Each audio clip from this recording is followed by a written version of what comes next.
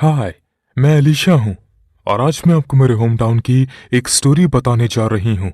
North California के Lakewood में मेरे पेरेंट्स एक ग्रोसरी शॉप चलाया करते थे। वहाँ कई महीनों से लगातार कई चीजें चोरी हो रही थीं। सबसे पहले कुछ ब्रेड्स या कुछ बटर, अनाज के कुछ डिब्बे और कुछ अंडे चोरी हुए थे। मेरे पेरेंट्स ने इस खाने की चीजों की चोरी को नजरअंदाज कर दिया। यह 1980 की बात है, इसलिए क्रिमिनल को पकड़ने के लिए सीसीटीवी कैमरों की कोई फैसिलिटीज नहीं होती थी। मेरे पेरेंट्स ने इसे यूं ही जाने देने और कोई केस नहीं करने का फैसला किया और स्टोर से जब 5 महंगी शराब की बोतलें चोरी हो गईं और उन्होंने पुलिस को बुला लिया। चोर कैसा दिखता था इस बात का किसी को पता नहीं चला, लेकिन सामान लगातार चोरी हो रहे थे। मैं भी हाई स्कूल के बाद वहीं स्टोर पर काम करती थी और मैं जानती थी कि मेरे स्कूल का कोई भी बच्चा ये चोरी करने की शरारत नहीं कर रहा था। मेरे पेरेंट्स ने शहर के आसपास के कुछ लोगों से भी पूछा, लेकिन किसी को भी कुछ नहीं पता था। हर साल 15 मई को हमारे शहर में स्थापना दिवस परेड होती है और उस परेड के लिए पूरे शहर को अच्छे से सजाया जाता है। तो हमेशा की तरह स्थापना दिवस के आसपास के दिनों में मेरे पेरेंट्स ने पूरे स्टोर को साफ करने और स्टोर में डेकोरेशन का फैसला किया। जब वे ग्रोसरी शॉप में सफाई कर रहे थे, मेरी माँ को बड़े फ्रिज के पीछे के दीवार से एक गहरे भूरे रंग का कोई लिक्विड रिसता हुआ मिला। मेरी माँ ने एक बार तो इसे साफ कर दिया, लेकिन वहां से और ज्यादा लिक्विड निकलता जा रहा था। जितना ज्यादा वो उसे साफ करती, दीवार की दरारों से उतना ही ज्यादा लिक्विड निकलता जा रहा था। जल्द ही शॉप से बहुत गंदी स्मेल आने लग गई। ये इतनी अजीब स्मेल क्यों आ रही है पापा? शॉप में एंटर करते ही मैंने अपने पापा से पूछा और देखा कि लोगों का एक ग्रुप। पता नहीं बेटा, तुम स्कूल से वापस भी आ गई? हाँ, मैं जेना के घर नहीं गई क्योंकि उसके पेरेंट्स भी स्थापना दिवस के लिए घर की सफाई कर रहे हैं। क्या आप लोगों को किसी तरह की हेल्प की जरूरत है? क्या तुम मिसेस लिविंगस्टन का ग्रोसरी बिल बना दोगी? तब तक मैं और हमारा स्टाफ फोकस इस लिक्विड के बारे में कुछ करते हैं। हाँ जरूर। अगले 2 घंटों तक मेरे पेरेंट्स और स्टाफ के हर एक मेंबर ने दीवार की दरारों से उस लिक्विड को बाहर आने से रोकने के लिए कई तरीके आजमाए, लेकिन कोई फायदा नहीं हुआ।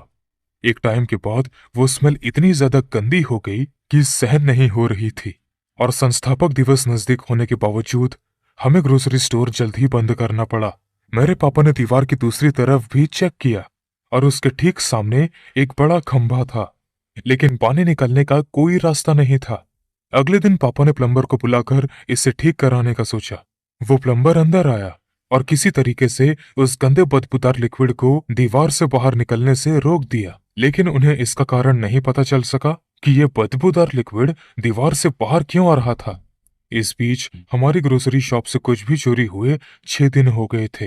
मेरे पेरेंट्स इस बात से खुश थे कि आखिरकार चोर ने चोरी करना बंद कर दिया था, लेकिन सब उस गंदे लिक्विड की बदबू से परेशान हो गए थे।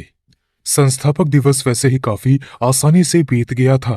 हमारी ग्रोसरी शॉप में कोई नई घटना नहीं हुई थी और ऐसा लग रहा था कि हमारा बिजनेस अब फिर से सही पटरी पर आ गया है।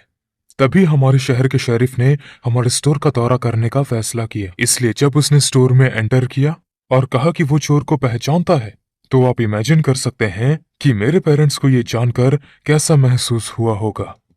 वो कौन था शेरिफ? मेरे पापा ने पूछा। एक आदमी है जिसका नाम सैमुअल ऑगस्ट है। सैमुअल ऑगस्ट कौन है?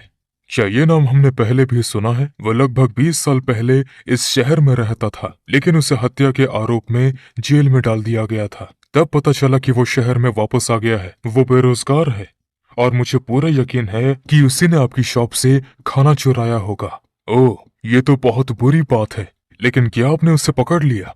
वो अब कहाँ पर है? देखो, इसके लिए ही मैं यहाँ आया हूँ। मुझे नहीं पता कि वो अब कहाँ है।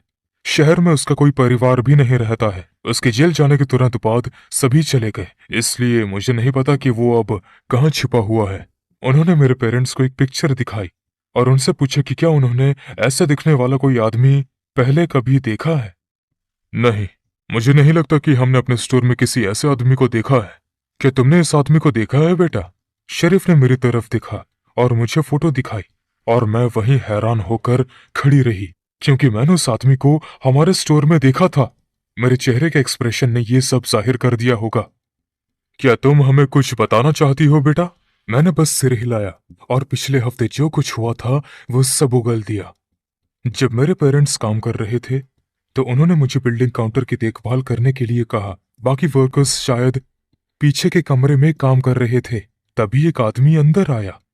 वो ऐसा लग रहा था मानो उसने काफी जिंदगी देख ली थी।